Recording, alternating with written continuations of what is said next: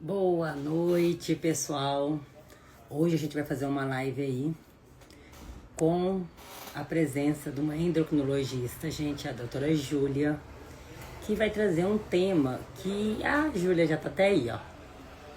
Júlia, se você quiser pedir para mandar a solicitação, pode mandar, depois a gente conversa com o pessoal.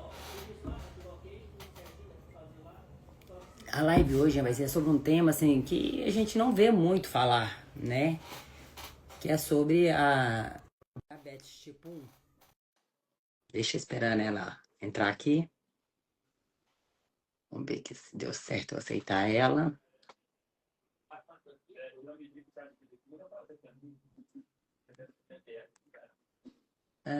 Deu certo, Júlia. Eu consegui te mandar aí, de aceitar? Deixa eu olhar aqui. Não. Só guardando ela aceitar lá. Júlia, deu certo de você aceitar aí? Me fala. Então vai ser um tema, gente, que pouco se fala. Se fala muito em diabetes tipo 2, mas a tipo 1 é pouco falada, né? E quando eu tive a oportunidade de conhecer a Júlia, assim, eu falei com ela, a gente precisa. A gente vai ter que marcar mais lives, sabe? Pra gente falar mais sobre vários temas aí. Ô, Júlia, manda de novo. Manda de novo. Porque apareceu pra mim que eu aceitei, mas pra você não apareceu. Manda de novo. Pra poder mandar pra você.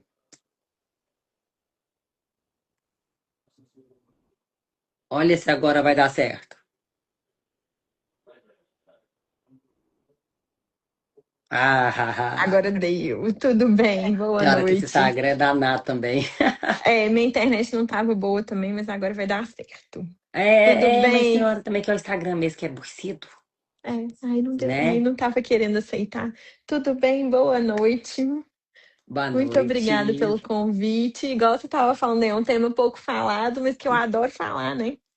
Não, e assim, eu achei muito interessante, né?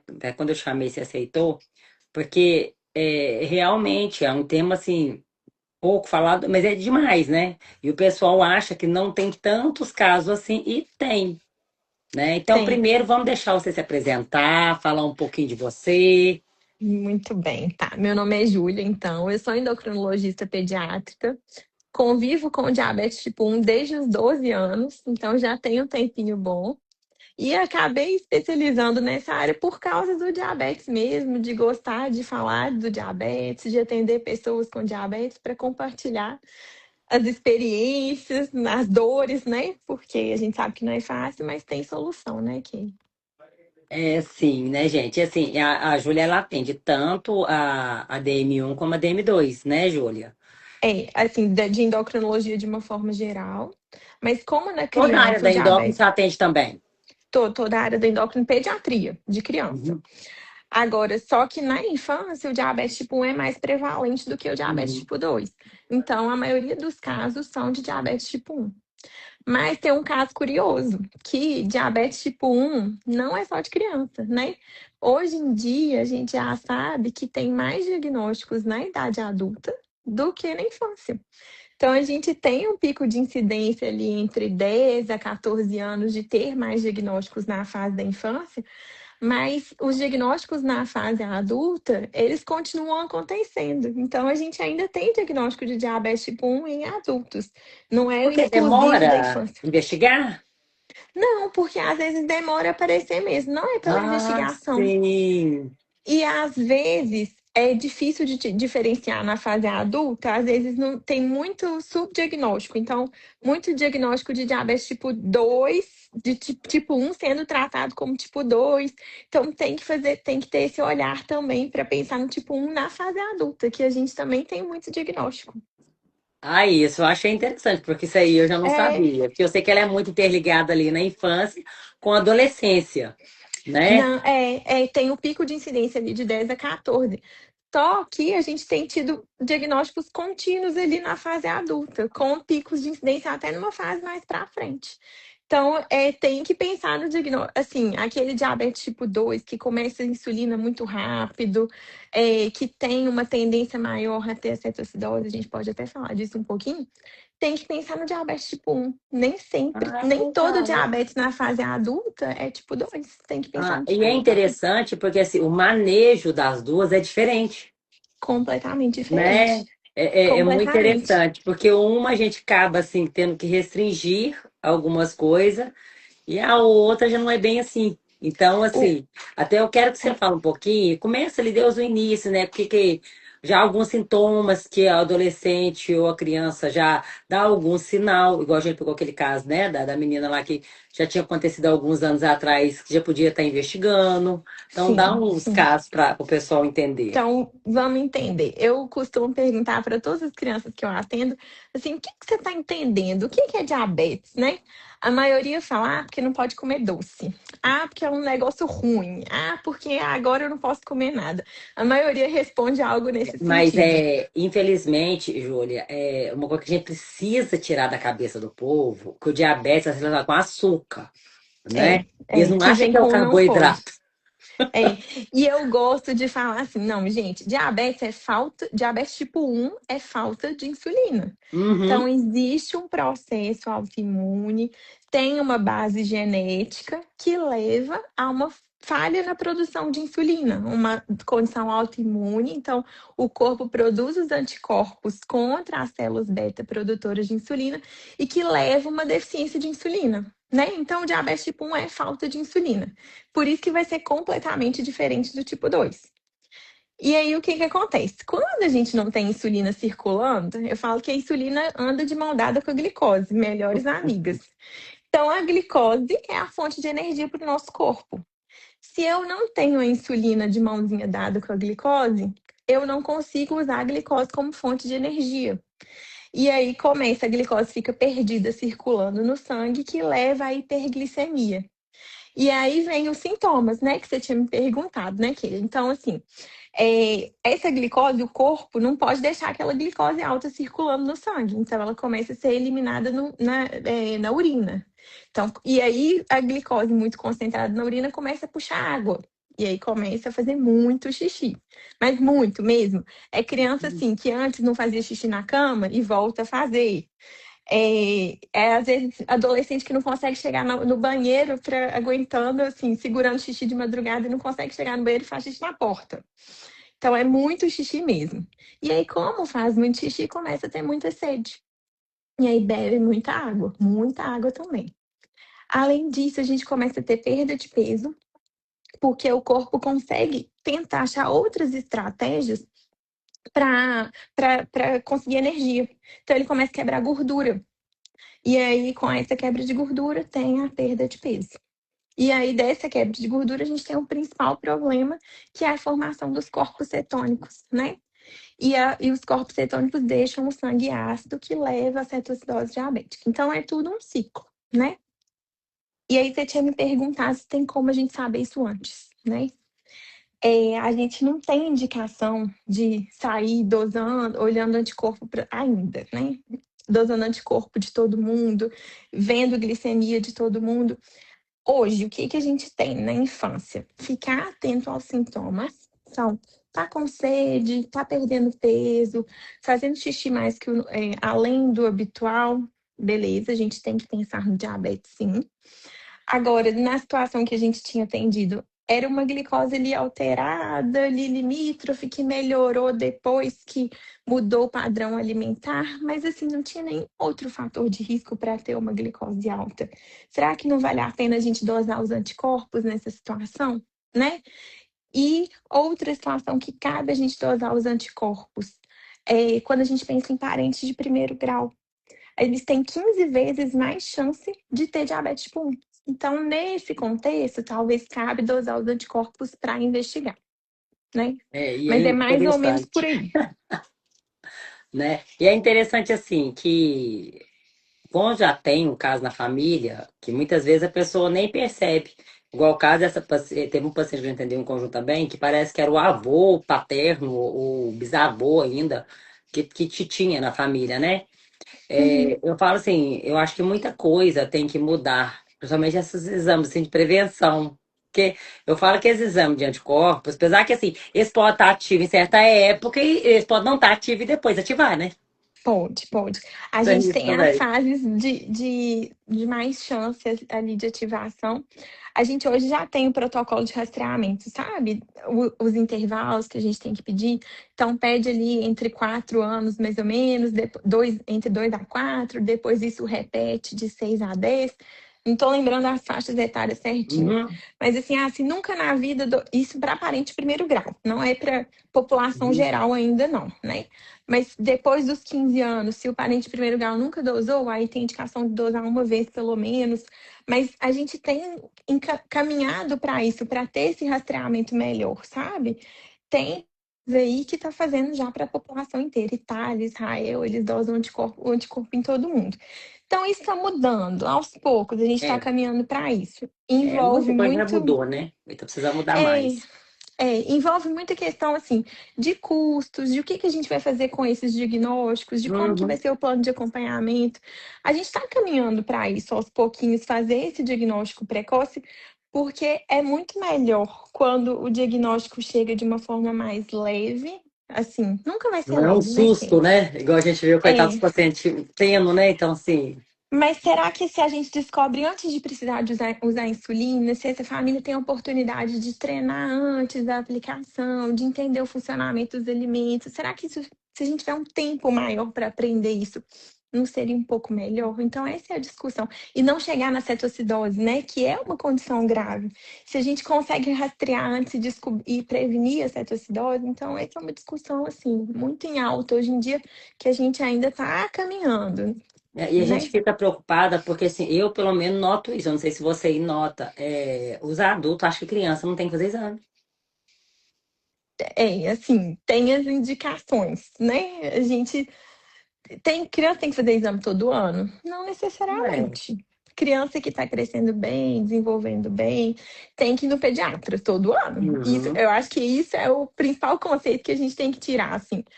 É, exame todo ano, nem sempre, mas ir no pediatra todo ano, acompanhar, olhar a curva de crescimento, fazer A não ser que o recordatório exame dê alguma alimentar. coisa, né?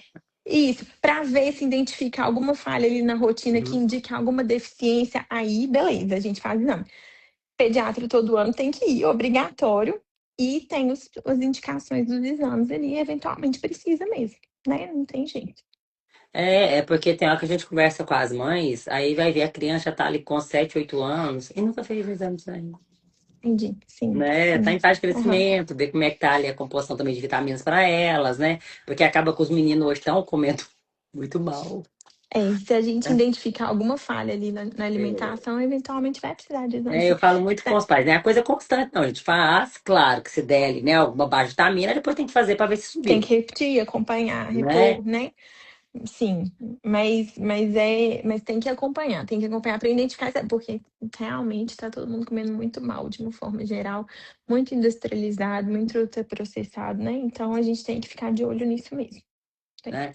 E explica para eles como que funciona, porque todo diabetes tipo 1, ele já tem indicação de usar insulina, né? Uhum, E o tipo 2 já uhum. não é bem assim, né? Tem a diferença, né?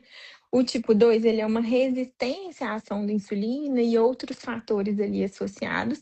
Então, a gente consegue usar como medicação oral.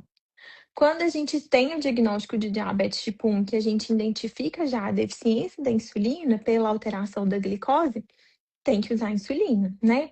Ah, não posso tentar um medicamento antes, não posso tentar fazer uma dieta, mudar a alimentação, que muita gente tenta, não, eu vou mudar a alimentação, vai melhorar, não vai precisar de insulina.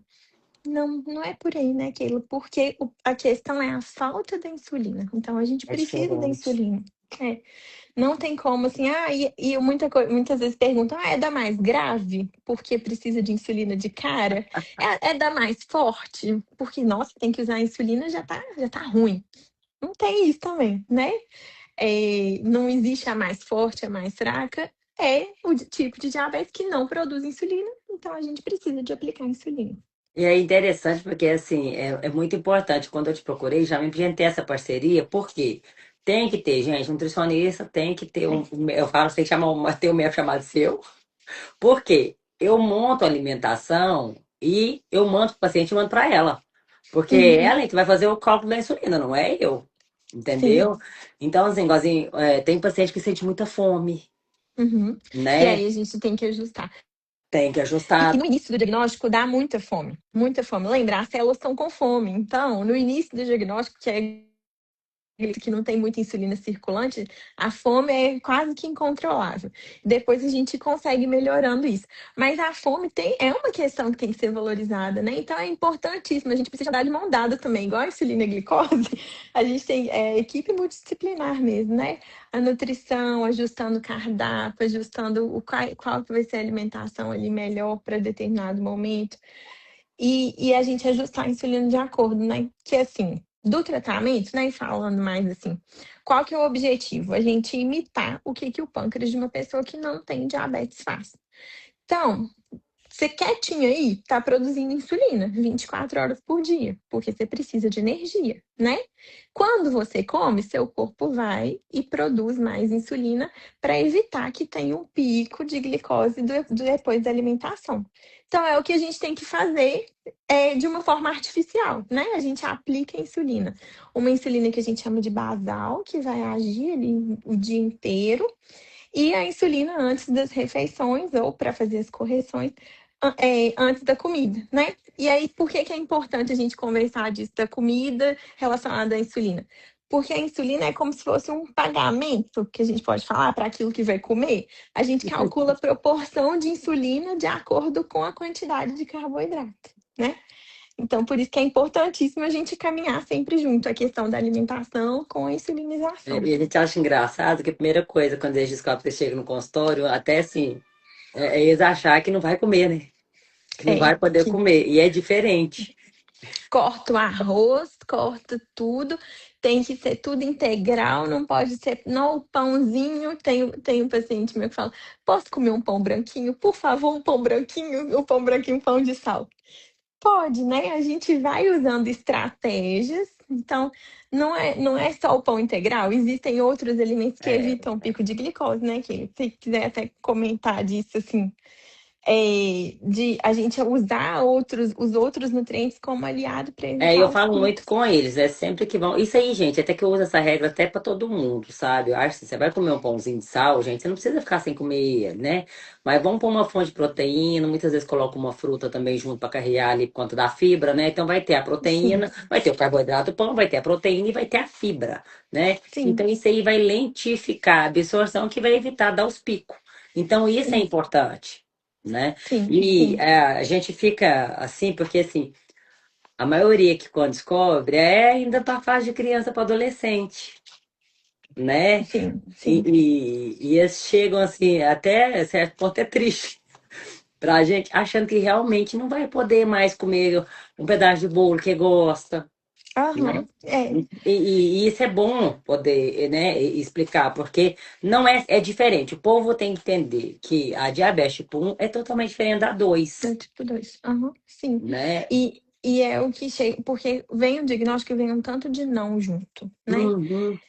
E às vezes isso acaba prejudicando. A gente sabe que tem que ter inteligência nas escolhas dos alimentos. Eu falo assim, não é que não vai poder comer, mas beleza, vamos Mas também não aprender vai a comer comer. porcaria o dia inteiro, né? Vamos aprender a comer. A alimentação de quem tem diabetes tipo 1 é igual à alimentação de qualquer criança, qualquer adulto, desde que seja saudável. E dentro da alimentação saudável, cabe comer ali um açúcar de vez em quando, ir no aniversário comer um pedaço de bolo, comer uma coisa diferente. Isso cabe, né? É o que eu falo com o paciente, assim, gente, aquelas, hoje em dia, apesar que ainda tem muitos que atuam assim, aquela alimentação muito restritiva, que não pode nada. Hoje em dia, sabe que isso aí gera mais compulsão no futuro, sabe? Pode ser pior, Então, pode tem ser pior. paciente que fala comigo assim, Keila, tem como entrar um docinho na dieta? Aí eu falo, Aham, sim. principalmente após o almoço, já aproveita e absorve junto ali, né? Que aí Claro que não vai vai comer junto uma e evita o barra. pico. Aí eu falo que às vezes vai comer uma barra. Eu coloco lá, codifico pra isso. Falei, gente, super de boa. Por quê? Eu já vi paciente chegar pra mim e falar comigo assim, eu fiquei 15 dias sem comer doce. Mas a hora que eu fui comer, eu comi a barra inteira. Comeu tudo que viu pela frente, né? Então, assim, a É. restrição não é bem assim que funciona. Eu não gosto desse tipo de trabalho, né? Porque, Aham. deixar a pessoa passar fome, né? E É. quando a pessoa chega em Aham. casa, ela come, eu brinco, come até o reboco da parede. Sim, Então, isso sim, aí é sim. para todos, gente. Assim, a alimentação saudável, hoje tem que se falar muito, apesar que já tem se falado muito, mas mesmo assim, eu fico observando, assim, o tanto que a alimentação está prejudicada. Por mais que a gente fala, o Uhum. pessoal ainda consome muito mais industrializados do que a comida que a gente brinca que é a comida de verdade que a gente fala, né? E o pessoal Sim. acha que é caro comer assim, gente, não é, Não é. É. né? É muito mais fácil comprar as coisas na feira, descascar as coisas, evitar mesmo esses industrializados, vai ter muito mais nutriente, né? E a gente tem que pensar Muito mais nessa parte mais, do nutriente. né? E Pode falar. pode não, eu ia falar assim, dessa questão da alimentação e da gente ter as escolhas inteligentes e Uhum, aprender a comer. E aí, nesse contexto, entra a contagem de carboidrato, né, no tratamento. Que aí, quando a gente fala em aprender a comer, é isso, é começar a aprender quais alimentos têm carboidrato e começar a aprender a quantidade de é carboidrato. verdade, E presente. aí entra mais ainda a sua parte, né, que aí é E de ensinar o trabalhar. paciente a olhar rótulo, gente. Isso é muito Outro. importante, é de extrema importância. E a população não tem hábito. E Não, observar, eu devia ter trago alguma coisa aqui para cima. E observar o quê? Que muitas vezes tem muita pegadinha no rótulo, né? tem, Vamos supor, um pacote tem. de bolacha tem lá por 100 gramas e tem por 40 gramas, Tem, né? isso, tem, porque sempre pela diretriz, como Aham. chama eu esqueci o nome de quem regulamenta a questão dos rótulos, tem que ser sempre para Da 100 e para a rotulagem. porção do rótulo. Aham. Uma vez eu peguei uma tapioca. Eu contei para quem o paciente já deve saber esse caso. Eu sempre conto que eu peguei no supermercado, olhei a tapioca assim, uma colher de sopa, 2 gramas de carboidrato. Gente, a tapioca é mandioca, né? Carboidrato puro. Impossível ter só 2 gramas de carboidrato. Aí a gente tem que aprender muito É. a ler rótulo dos alimentos para a gente ter essa maldade também na hora de ler o rótulo. Aí eu olhei aquilo e falei, não, isso tá errado. Liguei para a empresa e falei, olha, seu rótulo tá errado. Ele, nossa, por quê? Você faz dieta? Eu falei, não, porque eu tenho diabetes, eu conto carboidrato. E a informação que você coloca aqui é uma informação para eu aplicar na insulina. Então você tem que ser muito sério na hora de fazer esse rótulo, né? Eles queriam até mandar uma cesta com todos os produtos da fábrica lá deles para minha casa, porque eu expliquei do rótulo, mas realmente o rótulo está errado. Então a gente tem que aprender muito dos alimentos, que alimento que tem carboidrato, qual que não tem, como que eu acho a quantidade de carboidrato, como que eu Uhum. leio o rótulo. Isso assim, a gente consegue deslanchar nessa parte do tratamento quando a gente começa a olhar muito para essa parte dos nutrientes, né, da E alimentação. fazendo quantificação, né? Gente, e tem que ler, porque assim, eu já peguei produto na prateleira escrito assim, para diabético, que continha Hum, maltodestrina, que é um isso, açúcar, né? isso. Porque assim, o Aham, açúcar, ele tem mais de 30 nomes para eles. Então, assim, sim, é impressionante. Então, assim, a empresa também, gente, eu falo assim, ela quer de todo jeito também tapiar. Eu tenho uma raiva quando eles colocam lá assim, produto saudável. Ai, gente, pelo amor de Deus, né? A aham, gente fica meio assim, porque assim, eu até falo assim, vai comprar, claro, gente, ó, não tem como a gente viver sem industrializado, né? Zero, né? Não tem. Mas a gente tem que ter escolhas melhores. Eu falo até pro pessoal sim, assim, vai comprar, quanto menos ingrediente tem ali, é melhor. melhor, porque sempre, gente, nos ingredientes, o que tem primeiro é o que mais tem, tá? Sim, No sim. produto. Então, isso é importante, né? É, E e pode falar, pode E o falar. pessoal achar que existe dieta low carb, que é zero carbo. Não Uhum, existe. Porque até verdura, gente, por mais que seja pouco, tem carboidrato. E o tem carboidrato carboidrato. dela é bom, Sim, né? sim, a gente precisa de carboidrato, né? Assim, para falar um pouco dessa parte da low carb, no diabetes tipo 1, é mais fácil quando a gente come pouco carboidrato? Porque a gente sabe que é o que mais impacta na glicose. Uhum. Mas o que que é saúde, né? A gente precisa de carboidrato para viver. Da energia, Criança, né? criança, é indiscutível que a gente tem que colocar. A gente não tem estudos de segurança de fazer dietas com restrição em carboidratos na infância, porque a gente não sabe a resposta disso a longo prazo, o impacto Uhum. no crescimento. Em adultos, a gente consegue individualizar isso, né? Aquele adulto que consegue, às vezes, manter uma quantidade menor de carboidrato, isso é individual. Uhum. Mas, assim, para tratamento de diabetes tipo 1, é obrigatório fazer low carb? Não. A gente consegue ter bons resultados na glicemia sem fazer low carb, comendo carboidrato da forma normal, né? É porque o que a gente pega muito da população em geral é um consumo muito grande de carboidrato, principalmente refinado, sabe? Uhum, uhum, Pouco em proteína e aham, pouco também quando a gente fala em gorduras boas, aham, né? entendi. Então a gente vai ver, quando a gente vê esse diretrismo, a gente tem uma média ali de 40 até 40. 55, 60% de carboidrato. Quando você vai Aham, quantificar isso no consultório, gente, a gente faz, né? é Recordatório muito. alimentar, tá comendo, 70, É. 80. Então, assim, é É. isso, é muito, Uhum, né? uhum. E uma dieta low carb mesmo, para você seguir da risca, ela não é muito fácil. Não. Sabe? É, Ela te dá é, baixa energia. É é. igual assim, eu vi um estudo interessante falando sobre uma dieta cetogênica para paciente com Hum, diabetes, né? Aham. E E a aí? diabetes tipo 2, Aham. Ah, tá. tá? Diabetes tipo 2. A Aham. diabetes tipo 2. Achei até interessante isso, eu falei que eu vou até pesquisar mais sobre, sabe?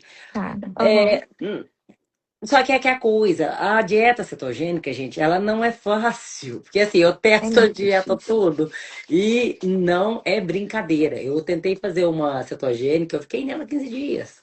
Porque É assim, muito difícil de seguir. E é será que bem precisa, complicada. entendeu? Será Pois que a é. gente precisa? Será que a gente não consegue, com uma alimentação saudável, com as proporções adequadas de carboidrato, ter um resultado glicêmico bom, né? A escolha melhor do É, carboidrato, né? é. E assim, porque a alimentação não é só seguir as regras, né? A alimentação é contexto, tem questão social envolvida. Prazer, Muitas gente. coisas da nossa socialização envolve o alimento, então a gente tem que aprender com isso, né? Eu falo com minhas pacientes, tem hora que elas falam comigo assim, eu quero comer pizza no final de semana. Posso comer? Uhum, Falei, pode, vamos depender da quantidade de fatias que você quer, gente, porque eu mesmo como, né? uhum, Então, uhum, tudo tem esse contexto, olha, qual a forma do carboidrato, né? A quantidade desse carboidrato que você vai comer. Muitas vezes uhum. eu falo assim, tem paciente que vai para aniversário, né? Aí eu falo, olha, antes de você sair de casa, você vai usar essa estratégia aqui para te dar mais saciedade, para chegar lá você comer menos, para não comer tanto, né? Salgadinho, porque a gente sabe que isso aí vai refletir, vai dar um reflexo muito grande na glicemia de manhã. Pra você não chegar com tanta fome, né? Porque quando você chega Uhum. com tanta fome num lugar que tem alimentos muito palatáveis, assim, é mais Come difícil da muito. gente ter esse controle, né? É, Então a gente vai usando as estratégias. Mas é lembrar disso, que o ser inteligente nas escolhas, né? De aprender a relação da insulina para a quantidade de carboidrato e da gente escolher ser inteligente nos alimentos e que não é proibido. A gente tem que aprender a lidar com isso. é. E uma coisa que você falou, que eu gosto de falar muito, que a gente acabou deixando passar, da parte dos outros nomes dos açúcares. Uhum. Porque dos alimentos diet, zero, nanã, e nossa, isso acontece demais. Porque chega muito paciente que come, comi tal biscoito, mas minha glicose subiu do mesmo jeito. Porque é isso, pela regulamentação, a gente pode colocar sem adição de açúcar e ter outros açúcares Outros ali ingredientes. mascarados, né? Então, mais uma vez, a importância da gente aprender a ler o rótulo. Porque o corpo entende o que está chegando de carboidrato. Ele não entende assim, tá chegando, esse açúcar aqui é tal açúcar, esse daqui é um É, açúcar. Ele entende que tá chegando carboidrato no final das coisas para impactar na glicose. Então, quando a gente aprende a ler o rótulo dos produtos diet, a gente vê que não tem tanta diferença assim em questão de carboidrato. E que, não vou comer esse biscoito aqui porque ele é sem açúcar. Vai impactar na glicose da mesma forma, com mais gordura, com um sabor pior, sendo mais caro. Então, será que às vezes não é melhor eu aprender a comer o biscoito ali normal, come dentro do menos, contexto da né? alimentação saudável, e aplicar insulina para ele, né? Então, para lembrar de ler o rótulo por causa dos outros nomes dos açúcares. Eu até falei que eu vou ver se eu começo a fazer uma live, pelo menos uma vez por mês, Ah, sobre rotulagem, sabe? O pessoal aprender a ler, porque é importante, gente, sabe? A gente vê sim, muito equívoco sobre isso. E a indústria é assim, é impressionante, né? O marketing que tem por trás é muito grande. sim, sim. Então, e o que acontece? Você pode reparar, tem produto que é até muito apelativo para criança e adolescente, Uhum, uhum. né? E a E a gente tem criança e que adolescente, eles não querem adoctrinar. saber de ler rótulo. Não, a gente tem que aprender a ler, ensinar os pais, né? E mostrar as diferenças, ver. E às vezes assim, o não pode, não. Agora não é o momento de comer isso. Isso daqui você vai Uhum. comer em outro momento, né? Da gente ir É conversando com a criança. não deixar, eu falo muito assim com o paciente. Olha, não é que ele não vai comer, vamos deixar para um dia da semana, né? Uhum. Come um pouquinho daquele que quer muito. E outra coisa, mas aí, eu gosto muito da bolacha recheada, tá? Mas precisa comer um pacote da bolacha recheada de uma vez? Não, É. né? E assim, não vai ser. E não é só porque tem diabetes, né? Chegam outro, eu atendo outras crianças que comem biscoito recheado todinho todo dia, e aí eu vou falar do mesmo jeito que eu falaria para uma criança que tem diabetes. Não Tipo, é, gente, ué. não é normal, não pode comer todo dia. Isso aí não pode mesmo, todo dia comer todinho e biscoito recheado. Não, a gente tem que orientar, tem que escolher alimentos mais nutritivos para as crianças, né? Não, e É, eu não falo, é gente, tem isso. hora que as mães falam não tem tempo, né? Aí eu falo, olha, pega o final de semana que é tranquilo, tem muita coisa que dá pra gente preparar antes, Congelar. deixar pronto, né? Depois é fácil. Eu mesmo falo com o pessoal assim, aqui em casa, como o marido não gosta de marmita, então o que que eu faço? Eu Uhum. tenho as vasilhas de vidro grande.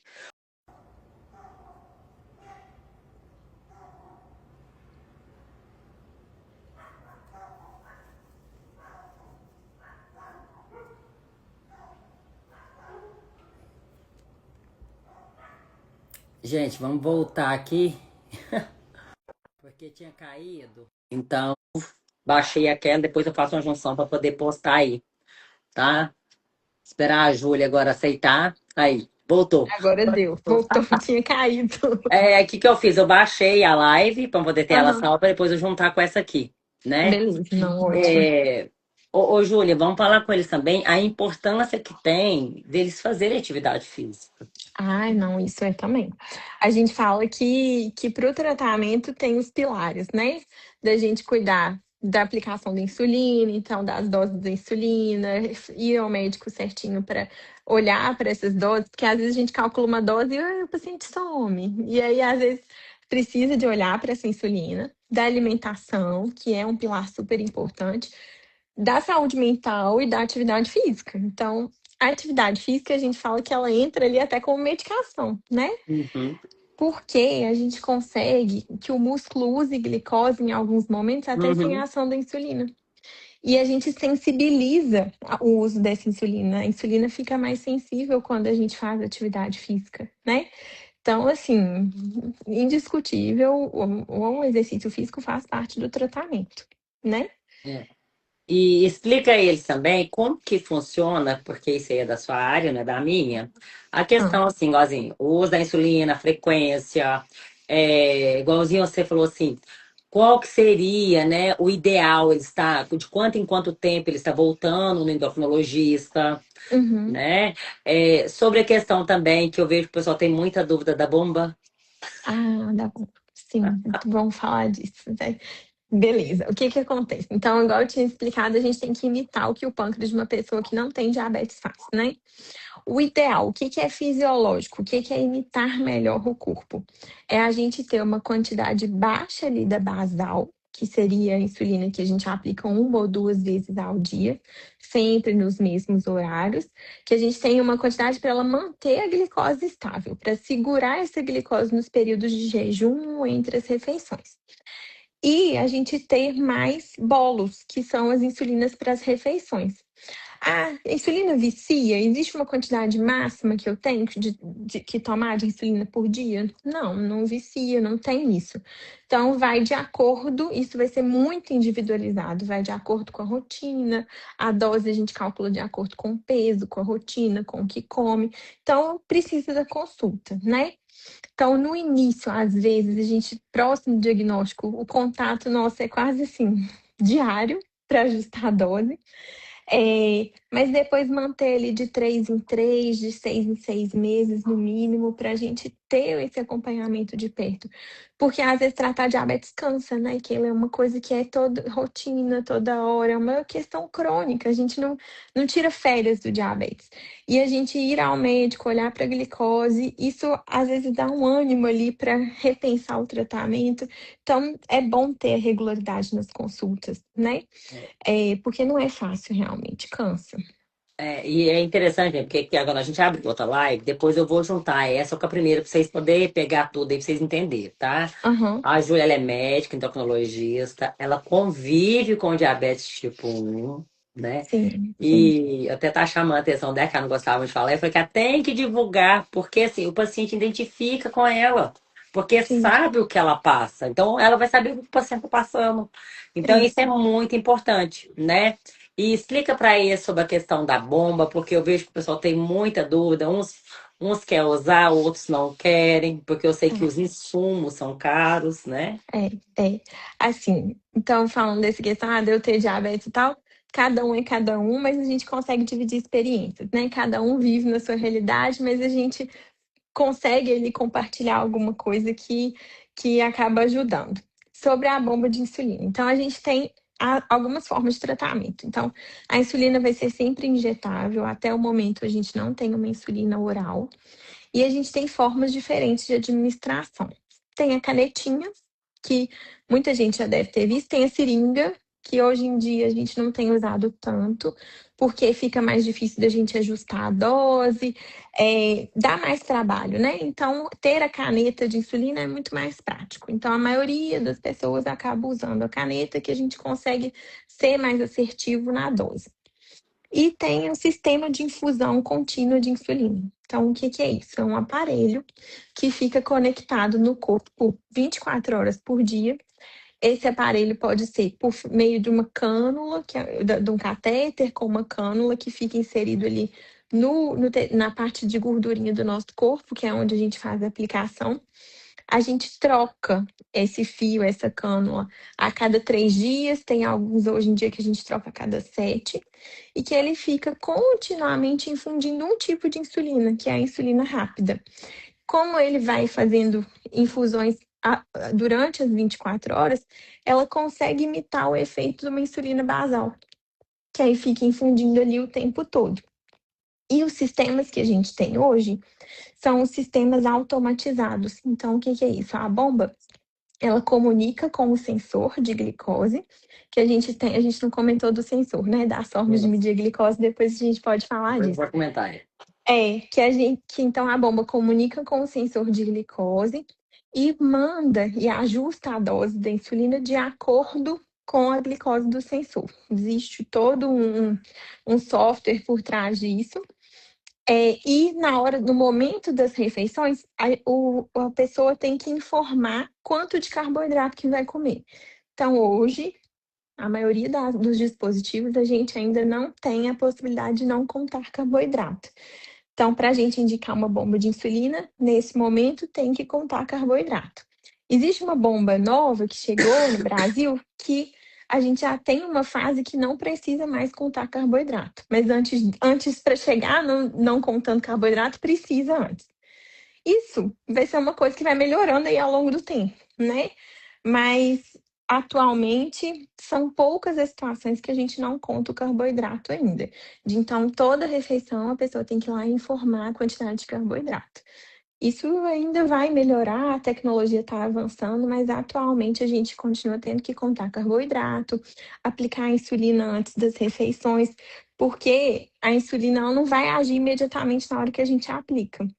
Então, a disciplina continua do mesmo jeito. Então, não é só colocar uma bomba e seguir a vida. A bomba não vai resolver todos os problemas. A gente continua tendo que ser ativo no tratamento. Tudo bem que a gente tem um conforto maior em algumas situações, ela dá mais segurança em algumas situações, sim. O problema é o acesso, né? Que é muito caro mesmo. Eu ia até te perguntar assim, qual que é a vantagem dela e qual que é a desvantagem dela. Tá, a vantagem, acho que ela dá mais segurança mesmo, para prevenção de hipoglicemia, a gente consegue usar as doses de forma mais assertiva. Se a gente for, assim, parar para pensar, é o padrão ouro de tratamento mesmo. As desvantagens, então, eu falo que às vezes a gente troca de problema. Porque a gente pode ter obstrução da cânula, que tem um risco maior de entrar em cetoacidose mais rápido. A gente tem que ficar com aquele dispositivo ali pendurado o tempo todo. Então, isso tem gente que não tem essa adaptação. Ou então, ou de ficar pendurado, ou tem a bomba PET, né? Que você coloca, mas fica ali esse dispositivo. É, e aí tem que saber contar o carboidrato, tem que. E assim, a gente nunca vai colocar uma bomba direto sem a gente já ter a base do tratamento, né? Então tem, porque a bomba falha, às vezes a tecnologia às vezes falha, né? Então a gente tem que ter a base do diabetes, a educação em diabetes muito bem estabelecida para a gente pensar em colocar a bomba de insulina. A vontade é todo mundo ter bomba mesmo? É melhor? Inegável que é melhor. Só que o acesso ainda é difícil e a gente usa de alguns critérios para solicitar essa bomba, para judicializar, e isso é visto individualmente na consulta, sabe? A gente tem indicações formais ali para o uso da bomba. Hum. E fala sobre as medições, né? A gente falou tanto, mas você É precisa falar isso, delas. esquecemos de falar, porque, igual eu falo, a gente não consegue andar de bicicleta de olho fechado. Não tem jeito. Então, a gente tem que olhar para a nossa glicose para ver como que ela tá, para conseguir aplicar a insulina de acordo e ver se a insulina que a gente está fazendo tá tendo efeito, né? Então, a gente tem duas formas de medir. Glicemia capilar, então fazendo aquele furinho que todo mundo já conhece, né? E o sensor contínuo de glicose, que a gente coloca um sensor que fica medindo no subcutâneo a glicemia o tempo todo. Vantagens do sensor. A gente consegue ver o que acontece entre as medidas. Porque antes, há 10 anos atrás, quando a gente não tinha sensor de glicose no Brasil, a gente olhava para a glicose e ela era uma foto daquele momento. O que acontecia entre as medidas, a gente não entendia o que acontecia. Se a glicose subiu demais, se caiu, se teve alguma hipo, né? E agora, com o sensor de glicose, a gente enxerga às 24 horas. A gente consegue ter alarme para quando a glicose cai, né? A gente pode falar um pouquinho da hipoglicemia, Uhum. que é um grande medo aí do tratamento do diabetes. Então, são as vantagens do sensor, que a gente enxerga como está o comportamento da glicose nas 24 horas e a gente tem os alarmes. Vou usar sensor, nunca mais vou precisar de fazer ponta de dedo? Não, porque igual eu já falei, a tecnologia às vezes falha. Então a gente Uhum. precisa de ter ali, principalmente nos extremos. Então, quando a glicose está abaixo de 70 ou muito alta, principalmente acima de 250, e a gente vai calcular a dose de insulina a partir desse valor, é sempre bom conferir na pontinha de dedo, porque no final das contas vai ser mais confiável, né? É porque a Mas tecnologia tem hora que falha, né, gente? é, mas assim, é inegável que é importantíssimo, que a gente tinha que melhorar o acesso ao sensor de glicose, que ele muda mesmo o padrão de tratamento, a segurança no tratamento, prevenção de hipoglicemia. Então, o sensor de glicose revolucionou mesmo a questão do tratamento de diabetes e o acesso dele tinha que melhorar mesmo. Isso é É porque importante, sabe? é ideal ele estar medido antes da refeição e depois, né? Porque quando a gente fala de insulinização, a gente sempre olha para trás. Então, se depois do meu almoço minha glicose ficou muito baixa, então eu tenho que olhar para minha insulina de antes. Então, a gente sempre olha para trás. Por isso que é importante ver antes e 2 horas depois.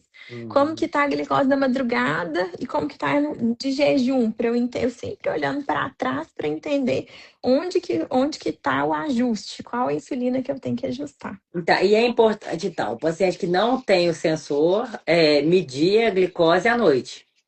Tá, isso. Então, assim, o que eu combino normalmente? Porque as fitas são caras e Uhum. o posto de saúde dá, fornece, né? Mas uma quantidade muito pequena. Qual que era o ideal? A gente medir antes do café, 2 horas depois, antes do almoço, 2 horas depois, antes do lanche. Então, antes e 2 horas depois de toda a refeição, antes de dormir e, eventualmente, 3 horas da manhã. Não dá para medir isso tudo, a gente precisa dormir também, não é para ficar medindo 3 horas da manhã É. sempre. A gente vai. o que que eu combino? 4 dias antes da consulta, a gente vai medir todos os horários, porque eu preciso de entender como que tá a Uhum. sua insulina baseado nas medidas mais frequentes. E aí, ou então, a gente ajustou a dose recente, estamos tendo risco de hipoglicemia de madrugada. Vamos medir aqui de madrugada para ver como que tá, só para a gente fazer esse ajuste. Então, obrigatório é medir pelo menos 4 vezes ao dia. Antes do café, almoço, lanche da tarde, antes de dormir. Não, lanche da tarde não. Café, almoço, jantar e dormir, tá? Esses horários a gente, no mínimo, precisa desses 4 horários para ter segurança. E aí, 4 dias antes da consulta, medir mais frequente para a gente conseguir fazer esse ajuste, né?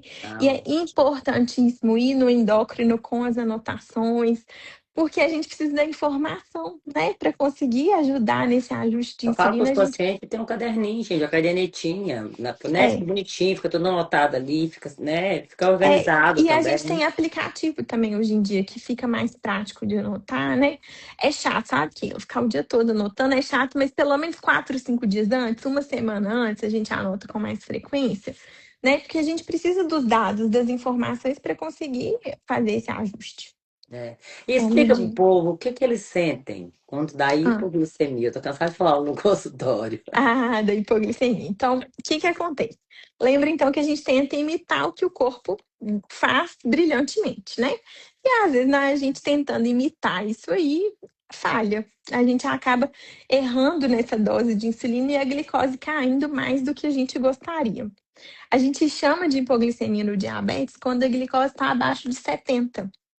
E aí vai começar a ter tremor, suar frio, ter uma visão mais embaçada, o raciocínio fica lentificado. Aí tem que medir a glicose, conferir, ver se está abaixo de 70, comer lá o carboidrato de rápida absorção. Então, lembrar que hipoglicemia é uma emergência, a gente tem que resolver rápido. Eu falo para paciente que esse horário é para levar uma bananinha, gente, no bolso. É, É porque, rapadura, porque é rápido, bananinha. né? Você come Não é rápido. adianta ser chocolate, doce de leite, Não, porque vai vai ter demorar. gordura, vai atrasar. Então tem que ser um trem rápido. Eu ando até com um sachê de açúcar de, sei lá, eu vou Olha, em pra algum você ver. restaurante, eu pego sachê de açúcar e vou andando com ele, sabe? É, porque tem É, coisa rápida, tem que ser coisa né? rápida. Às vezes eu como até açúcar puro. Tem a quantidade, não é para dar. Sabe o tal do reboco na parede que dá vontade de comer? Na hora da hipoé, o reboco da parede, principalmente de madrugada, que você acorda com aquela sensação assim de o mundo tá acabando, dá vontade de comer tudo pela frente. Mas não, segura a onda, come ali as 10, 15 gramas de carboidrato, espera os 15 minutos, mede a glicose de novo para ver se essa glicose subiu, né? Então, para ter cuidado na hora de tratar essa hipoglicemia, senão vem uma hiper depois e a gente vive na montanha russa. É, isso Hum, também não é bacana, né? Não, não. E a variabilidade que não é legal, né? Cai demais, sobe demais, isso também não vai ser legal. É, E a hipoglicemia tem gente que não sente. Tem pessoas que a hipoglicemia é assintomática. E aí, mais um motivo para o uso do sensor de glicose, né? então o sensor, se você olhar, assim, é uma ajuda e tanto, né? É, não é luxo, igual alguns, sei lá, governos falaram que sensor de glicose é luxo. Longe de si. É, Ele é parte fundamental do tratamento, né? É direito, eu acho. A gente tem que melhorar essa parte do sensor. não, eu acho que assim, até essa questão, sabe, de aparelhagem aqui no Brasil tem que dar uma melhorada bacana, assim, de fornecimento Uhum. para o paciente, né? Porque a gente sabe, assim, que muitos não têm condição. É caro, é um tratamento muito caro. Ter diabetes é muito caro. E não é E brincadeira, porque eu acho não, engraçado quando chega paciente no consultório, gente, isso aí de diabetes 2, né? Que a gente vai conversar, sempre pega o histórico ali da família, de mãe e pai. Ah, minha mãe tem só diabetes. Eu falo, você acha que é só, é pouco? Não é não, gente. tem Né? Eu falo, tanta não é coisa que vem brincadeira, é junto. tanta coisa que vem junto, né? Então eu Uhum. falo muito com eles. Hoje em dia, eu acho que o povo tá muito assim, romantizando muitas doenças, e isso é perigoso, né? Uhum. Principalmente no diabetes tipo 1, a gente sabe o tanto que a cetose é perigosa, Sim, né? Não sim, é brincadeira. sim. E a E gente tem A que ter gente um tem que olhar, olhar, né? tem que cuidar muito bem disso. Dá pra gente viver bem tendo diabetes, mas a gente não pode esquecer dele, né? Tem que A gente tem que caminhar junto. O diabetes não pode tomar conta da nossa vida Uhum. também, mas fazer as pazes com o diabetes, andando juntos, que aí a gente consegue achar um meio do caminho, né? Eu ultimamente, depois que eu tive contato com você, eu conheci tantas pessoas já adultas, né, que convivem com ele. Falou que ele, para mim, foi muito difícil a fase quando eu era adolescente, né? Aí Uhum. as mães apoiaram muito, porque fica nessa hora, gente, é a mãe que vai aprender a contar os carboidratos, né? Sim, Não sim. é a criança. A E aí eu criança pode falo, ir ó, junto, entendendo, e aí eu mas falo sempre assim, tem que ter supervisão, né? ó, na medida que a criança vai desenvolvendo, vai ganhando maturidade, você passa isso para ela, porque Sim, ela vai ganhar uma autonomia na vida dela, sim, precisa de né? autonomia. Então, E isso é uma importante. coisa, uma coisa que eu fico chateada às vezes, que chegam algumas famílias assim, ah, porque ele isso, ele não faz aquilo, ele. Gente, é uma criança, ainda ela não tem responsabilidade, não tem entendimento. Então é junto. A criança, o adolescente não tem a capacidade de ver as consequências a longo prazo. Ele precisa de ajuda, de suporte, de supervisão, né? Não é botar culpa em cima daquilo. Sei que às vezes é difícil, que você fala, fala e não obedece, né? Da questão da adolescência. Mas é andar junto, é não ter tanto julgamento, é falar assim, o que que você está precisando, né? Vamos calcular isso aqui junto. Você já aplicou insulina, né? Que é Eu fico muito pensando melhor. assim, se para a mãe e o pai que convive com a criança, né, com diabetes tipo 1, é difícil, gente, você imagina para criança É que ainda difícil. não consegue entender e assimilar aquilo que ela está vivendo. Sim, Né? Tem sim. muitos que custam aceitar, demoram a aceitar, Sim, então né? a gente precisa muito dessa parte desse suporte emocional. Algumas crianças vão precisar de atendimento, a maioria com psicólogo, porque são muitas mudanças, né? Tem criança que não suporta o uso de agulhas, então crianças e até adultos mesmo, É né? porque assim, não é brincadeira também não, né, gente? Se for para você mesmo, eu gosto muito de medir a minha glicemia no que eu acordo, né? Pra ver como é que eu tô refletindo aí de noite a glicose, eu gosto de Ah, medir. Gente, é incômodo. Aí você imagina ter que ficar fura de manhã, aí fura depois, fura nas almoço, fura depois. Não é brincadeira não. Vai indo, os dedinhos dói, dói. né? A gente tem estratégias para melhorar isso aí, mas assim, não é uma coisa, não é só medir, não é só. Ai, teve esses dias uma paciente que falou: não aguento falando que é normal, que minha vida tá normal. Não tem nada de normal nisso. Tá, a gente não vai viver uma vida normal, né? O que que é o normal? Cada um vai ter uma coisa diferente, mas é se adaptar à nova realidade. Falar que assim, é normal aplicar insulina e medir, às vezes pode dar uma revolta ali na hora que a pessoa Uhum. escuta isso, né? Mas a gente consegue levar isso melhor, a gente consegue colocar isso como rotina, né? E a gente É, fica com dó, né? Porque eu falo assim, a melhor forma de estar aplicando a insulina, igual você falou, a caneta, porque ela já vem, a proporção ali, e o risco de errar na hora de puxar é é menor, menor, é né? menor. Agora, Uhum, aquele paciente que ganha pelo SUS, que muitas vezes ganha de, né, de usar assim, gente, uhum, eles estão tendo uma dificuldade para achar a danada da agulha, a seringa, é, que tá é. grande, Para né? criança, a criança ganha caneta sempre, né? Então eu Ai, não que tô bom. vendo muito essa realidade. E a NPH, eles estão reduzindo a produção. Então a gente vai ter até agora uma substituição das crianças inicialmente que usam NPH, vai começar a substituir por Lagina para todo mundo. Ah, que Por- bom. eu achei melhor, porque é uma insulina melhor da gente trabalhar, né? Mas a gente vai ter essa substituição agora, porque tem faltado insulina NPH. A gente vai começar a ter essa troca. Ah, tá. E explica pro pessoal como que você já explicou mais cedo, mas explica pro pessoal assim, a diferença no organismo da pessoa em questão de exames, né? E níveis de insulina, quando você olha do paciente diabético tipo 1 e um diabético tipo 2. Tá, então no diabetes tipo 2 a gente não vai dosar insulina. Não adianta, porque não tem insulina, né? Então, do No tipo tipo um 2, né? no tipo um Tipo a gente não 1, dosa não insulina. dosa. Ah. Não adianta, Poupança não calcular. produz mais, né? Não produz, não tem. E a insulina é um exame ruim da gente ficar dosando de uma forma geral, porque ele é muito instável. A gente às vezes dosa o peptídeo C, que é uma fração ali da parte da insulina. Mas no tipo 1 não faz sentido a gente dosar a Uhum, insulina porque não tem insulina. No início do diagnóstico, a gente pode ter uma produção ali da fase da lua de mel, uhum. que Quando a gente começa a insulina, reduz um pouquinho a inflamação e o pâncreas volta a produzir um pouquinho de insulina.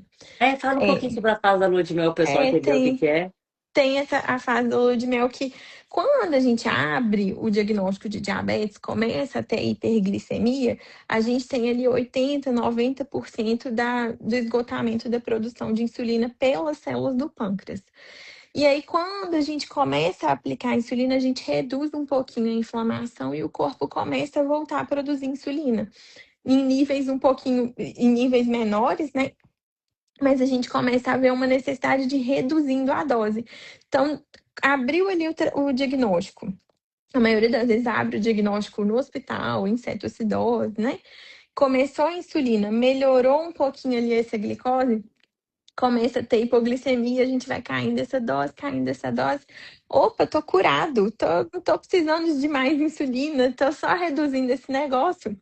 Não, a gente está no período de lua de mel, que a gente volta a produzir um pouquinho, a gente não tem o tempo de duração, normalmente é de 6 meses a um ano, mas a necessidade de insulina cai muito, muito, muito, muito. E nos adultos, o diagnóstico de diabetes tipo 1, ele costuma, a gente ter um tempo prolongado ainda de produção de insulina, de conseguir usar doses baixas de insulina por muito tempo, né? É um pouquinho diferente. Mas na criança, essa lua de mel, principalmente nos pequenininhos, ela não costuma acontecer, que era onde a gente mais queria, mas não costuma acontecer. Nas crianças maiores, nos adolescentes, a gente vê com mais frequência essa lua de mel. Não é E a obrigatório que gente fica tenha. com dó, porque até que assim, até os pais, gente, eles ficam meio perdidos, eles acham assim, ah, não, vai curar, né? Curou, resolveu. Não Né? vai E ter, não tem mais infelizmente, diabetes. e não tem, né, Júlia? Na Não tem literatura como. mostrando pra gente o porquê que acontece. É, assim, a gente tem uma base genética, não Uhum, necessariamente hereditária. A gente acredita em alguns fatores de gatilho que ainda assim não tem um estudo definitivo falando de alguma infecção, alguma questão relacionada ao ambiente que faz desencadear a partir de uma base genética, de uma uhum. predisposição genética. Não necessariamente hereditária, mas tem algum caso aí de hereditariedade, porque tem a chance aumentada de ter nos parentes de primeiro grau, mas 90% dos diagnósticos de diabetes tipo 1 não tem nenhum caso na família associado. Então, tem uma base ali genética, alguma relação com alguma infecção, alguma coisa que desencadeia a resposta imune, mas a gente não tem essa causa tão bem estabelecida, não. É autoimune. Né? E aí, e trabalhar com as autoimunes é complicado, gente, porque é uma coisa que depois a gente vai ter o resto da vida, né? Eu Sim, falo assim, a criança vai demorar um pouco mais a aceitar. Tem criança até que aceita rápido, né, Júlia? tem, Mas tem tem. criança, eu acho que o adolescente, ele demora mais né, eu falo que é Porque aceitar. o adolescente está numa fase de mudanças, né? E aí é Mudança mais uma hormonal, mudança né? para a cabecinha dele, mais uma. Ele está se reconhecendo como indivíduo, e aí chega mais uma novidade ali na vida. Então é mais difícil da gente reconhecer mesmo, de aceitar. Mas aos pouquinhos, com paciência, as coisas vão organizando, né? Então, Não gente, é fácil, não é simples, mas aos pouquinhos, mas tem solução, né? igual você falou, até que sim, eu também não acho muito certo falar com isso que é normal, né, tá usando, porque assim, gente, eu gosto muito de tentar me pôr no lugar do outro, né? Por mais que eu não tenha patologia, mas eu tento sempre me pôr no lugar do outro. Então, assim, eu não ia gostar que virasse para mim e falasse comigo que é normal aplicar insulina, né, Aham, aham. constantemente, porque, e não é, e tem pacientes que eles se sentem ofendidos quando falam, né? Sim, E sim, eu já falo tive com ele muito também que ele não adolescente. pode deixar o diabetes tipo 1 definir quem ele é.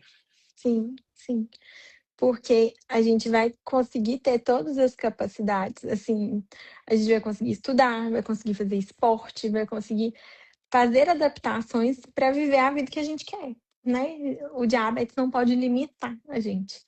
Tem algumas limitações? Tem, mas a gente aprende a contornar elas, né? Ai, gente, é bom demais. E assim, o pessoal tem que começar. Eu falei, cara, Júlia, vamos fazer essa live, porque assim, a gente vê pouco se falar. Tem algumas pessoas falando assim, tem muita gente no Instagram falando, mas eu acho que ainda é pouco difundido, né? Mas que você pode ver, quem mais se fala é as pessoas que têm. É, né? O Isso com profissional certeza. da área da saúde mesmo, você vê poucos falando. Com certeza, com Né? certeza. E isso é interessante, porque eu falo assim, quanto mais a gente fala, por mais que a gente fala, o pessoal, né, já não ouve muito, Aham, quanto mais a gente fala, mais informação chega. Então, assim, sim, isso é importante. sim. E diabetes e tratamento do diabetes tipo, é informação. É aprender muito, estudar muito, entender muito sobre diabetes, que a gente consegue conviver melhor, né, com essa condição. Eu Então, falo a gente tem que dar muito, informação sempre. eu falo muito com as mães. Hoje, né, lá na Sociedade Brasileira, né, de Diabetes, tem muita informação, porque eu falo assim, gente, não fica procurando informação em qualquer lugar também, não. Sim, com certeza, com certeza. Tem que Né? saber a fonte. É, Procura as fontes confiáveis aham. e dá certo. Né? Lá Dá. mesmo eles disponibilizam o PDF do livrinho de contagem de carboidrato, que é bem bacana, que a gente Tem o acaba aplicativo tendo deles, que é um ótimo também. aplicativo, né? Então, Aham. assim, hoje melhorou muito, né? Melhorou. Porque você Melhorou, sem imagina quando dúvida. você descobriu na Há sua 20 adolescência como anos. é que era e como é que é hoje, E foi mudando completamente. Mudou né? muito e só tem a melhorar, né? A gente tem muita pesquisa em cima E, disso. Júlia, explica pro pessoal. Você atende online, eu sei que você atende aqui em Divinópolis e atende em BH. Aham. Atendo. Então, atualmente eu estou Divinópolis, BH, Contagem, né?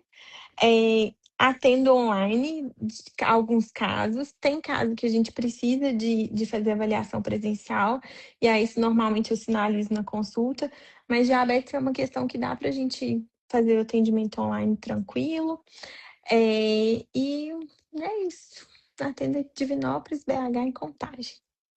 Então, gente, eu vou deixar, quando eu vou baixar essa live aqui, porque como a gente começou a falar, já fez uma parte boa da live aí e caiu, eu Aham. consegui baixar ela, eu vou ter que baixar essa aqui e vou tentar subir ainda hoje. Se eu não conseguir subir hoje, eu subo amanhã cedo aqui.